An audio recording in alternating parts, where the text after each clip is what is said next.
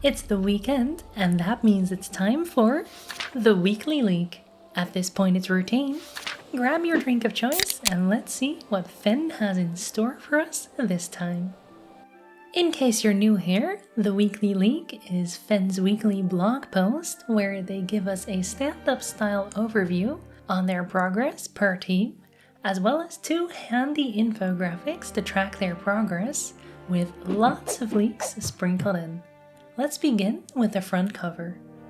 This time around, the cover takes us to Hope Forest, as on the cover we see some kind of oversized Venus flytrap, which I'm assuming is part of the Hope Forest 2-star quest, as that is the only new Hope Forest content which currently has graphical assets in the works. Samuel confirmed that Lewis, one of the new hires for the graphics team, has made this model, which I think is very cool.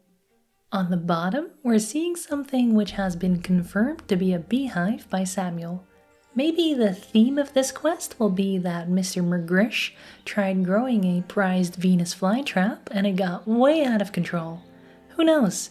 Maybe we need honey to kill it somehow? Sadly, we can't really tell much more from this cover, as the 2 images shown don't show a room and are likely just 2 object models for the quest without context. The only reason we know this cover relates to the Hope Forest is because Timberwell Green is shown outside the cover. The final detail on the cover is that the leek of the week is Pine Shade, which is also very Hope Foresty, actually. Let's talk teams, starting with the technical team, which is Andrew, James, and Ian. Andrew has been working on the UK Online Safety Act together with James. This is obviously very sad news, as it's taking them both a lot of time, but it is highly necessary. James has also launched this week's game update, which brought some bug fixes and ended the Easter event. I hope everyone has had an amazing time with the event.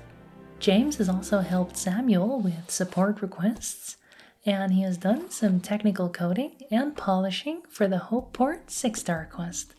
Ian has been busy fixing bugs and has also done technical coding and polishing for the 6-star Hopeport quest. The content team, that being Paul, Samuel, Daniel, and Harris, is up next. Paul has been continuing his story coding on the 6-star Mine of Mantuan quest, as well as some polishing for the Hopeport 6-star quest.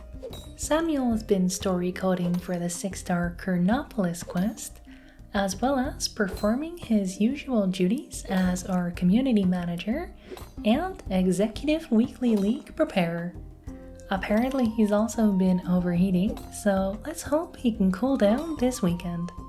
Anyway, Daniel and Harris have both been continuing their work from last week, that being story and technical coding for the 6-star and 2-star Hope Forest quests respectively. Now let's have a look at Greg, Nick, and Lewis's work, who comprise the graphics team. Greg has been making splash art for a bunch of unreleased quests, and specifically the Hopeport 6-star quest. In case you don't know what splash art is, it's images like this one.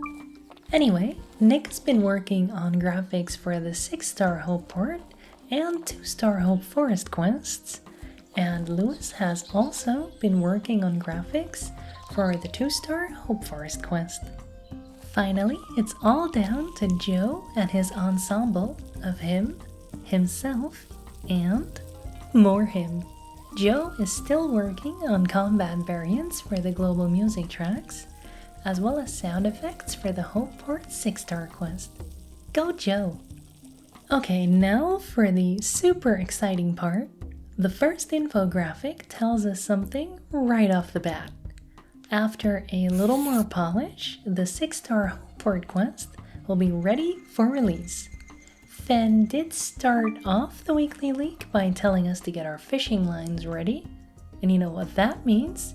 More Fisher content, baby!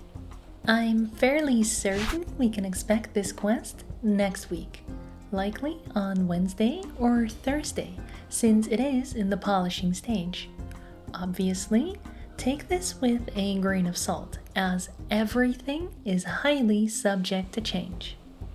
As for the requirements, I'm certain it'll require Fisher, likely between level 60 to 70, and around 100 combat, but other than that, we don't know anything yet. As for the other changes in the infographic compared to last week, the only thing that's changed is that the story planning for the 6-star Hope Forest quest is now fully done. Stonemaw Hill this week has been dead in the water. There is no mention of anyone working on it this week, so as expected, the infographic is identical to last week. Front to back, that's the whole 4th issue of the Weekly Leek. I hope you enjoyed this video. If you did, please give it a like, it helps way more than you think. If you have any questions or want to discuss this issue of the Weekly Leek and all things Brighter Shores with me and a community of over 300 members, make sure you join my clan, the Blades of Adothria. The link to our Discord server is in the description.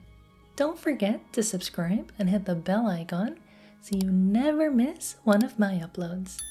Thank you so much for watching, and see you in Adothria. Bye!